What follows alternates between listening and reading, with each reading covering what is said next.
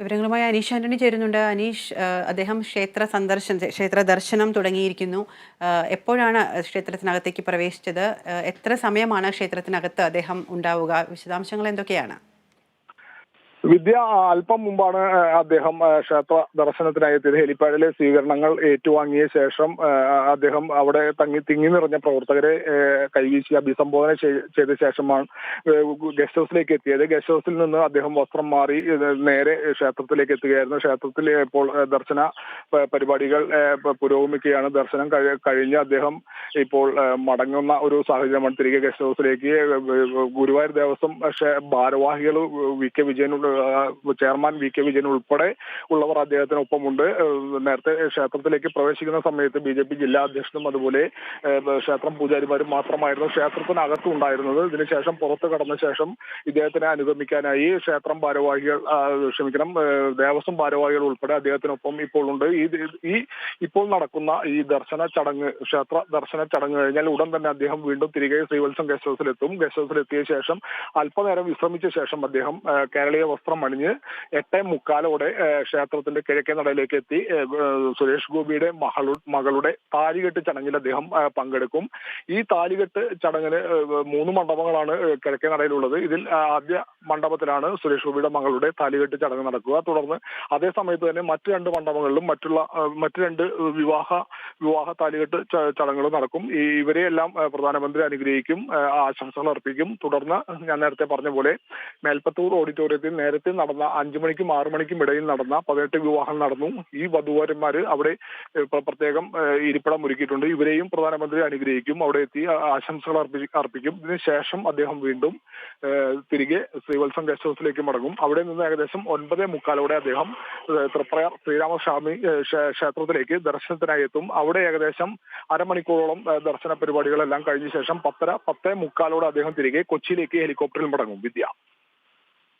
അനീഷ്, ഇപ്പോൾ ക്ഷേത്രത്തിൽ നിന്നും അദ്ദേഹം ഇറങ്ങിയിട്ടുണ്ടോ? ക്ഷേത്രത്തിനുള്ളിൽ തന്നെയാണോ? എന്താണ് ഇപ്പോഴത്തെ അപ്ഡേഷൻ? എന്താണ് നിലവിൽ അദ്ദേഹം ക്ഷേത്രത്തിന് ഉള്ളിൽ തന്നെയാണ്. അതായത് ക്ഷേത്രത്തിനകത്തെ ദർശന ചടങ്ങുകൾ കഴിഞ്ഞ് അദ്ദേഹം പുറത്തേക്ക് കടന്നു. ഇപ്പോൾ അദ്ദേഹത്തിന്റെ കൂടെ ഗുരുവായൂർ ദേവസ്വം ഭാരവാഹികളെല്ലാം ഉൾപ്പെടെ അദ്ദേഹത്തിന് ഒപ്പം അനുഗമിക്കുന്നുണ്ട്. ഉടൻ അദ്ദേഹം അധികം വൈകാതെ തന്നെ അദ്ദേഹം തിരികെ ശ്രീവത്സം ഗസ്റ്റ് ഹൗസിലേക്ക് എത്തും. ഇപ്പോൾ സമയം ഏകദേശം 8:30 സമയത്തോട് അടുക്കുന്നു.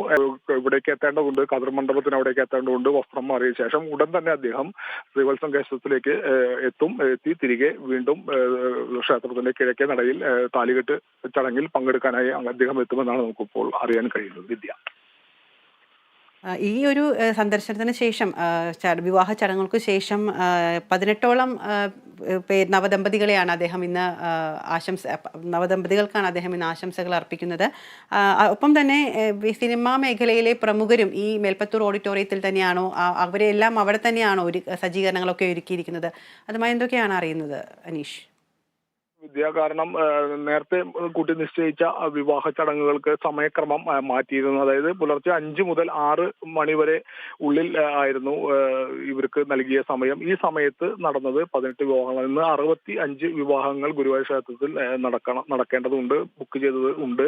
ഈ 18 വിവാഹം ആണ് നടന്നത്. ഇതിലെ വധുവരന്മാർക്കാണ് ഈ ഗുരുവായൂർ കിഴക്കേ നടയ്ക്ക് തൊട്ടടുത്തുള്ള മേൽപ്പത്തൂർ ഈ ചെമ്പൈ സംഗീതോത്സവം എല്ലാം നടക്കുന്ന മേൽപ്പത്തൂർ ഓഡിറ്റോറിയത്തിന് സമീപം ഇരിപ്പിടം ഒരുക്കിയിരിക്കുന്നത്. പ്രധാനമന്ത്രി ഇന്ന് ഗുരുവായൂരിലെത്തിയത് കൊണ്ട് തന്നെ ഇന്ന് നടന്ന വിവാഹത്തിൽ പങ്കെടുത്ത വധുവരന്മാർക്ക് എല്ലാവർക്കും അദ്ദേഹം ആശംസകൾ അർപ്പിക്കും.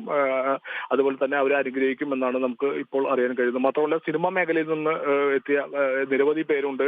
ഞാൻ നേരത്തെ പറഞ്ഞു, ഇന്നലെ രാത്രി തന്നെ മമ്മൂട്ടി മോഹൻലാൽ ഉൾപ്പെടെ കുടുംബസമേതം എത്തിയിരുന്നു. മാത്രമല്ല, ഇന്നിപ്പോൾ നിരവധി പേർ എത്തിയിട്ടുണ്ട്. ഇവരെ എല്ലാവരും പ്രമുഖർക്ക് എല്ലാവർക്കും ഇവിടെ ഇരിപ്പിടം ഒരുക്കുക. അതുപോലെ രാഷ്ട്രീയ രംഗത്തു നിന്നും അതുപോലെയൊക്കെ വിവിധ സംസ്ഥാനങ്ങളിലെ BJPയിലെ വിവിധ സംസ്ഥാനങ്ങളിലെ ഗവർണർമാർ ഉൾപ്പെടെ BJPയുടെ സംസ്ഥാന നേതാക്കൾ ഉൾപ്പെടെ ജില്ലാ നേതൃത്വം ഉൾപ്പെടെ ഇതിൽ പ്രമുഖർക്കെല്ലാം ഈ മേൽപ്പത്തൂർ ഓഡിറ്റോറിയത്തിൽ ഒരു ഇരിക്കാനുള്ള സൗകര്യമുണ്ട്. ഇവരെല്ലാം പ്രധാനമന്ത്രി കാണും, അഭിസംബോധന ചെയ്യും, വധുവരന്മാരെ അനുഗ്രഹിക്കും, ആശീർവദിക്കും, ആശംസ ആശംസകൾ നേരും. ഇതിനുശേഷം ഇതെല്ലാം വളരെ ചുരുങ്ങിയ സമയത്തുള്ളിൽ നടക്കും.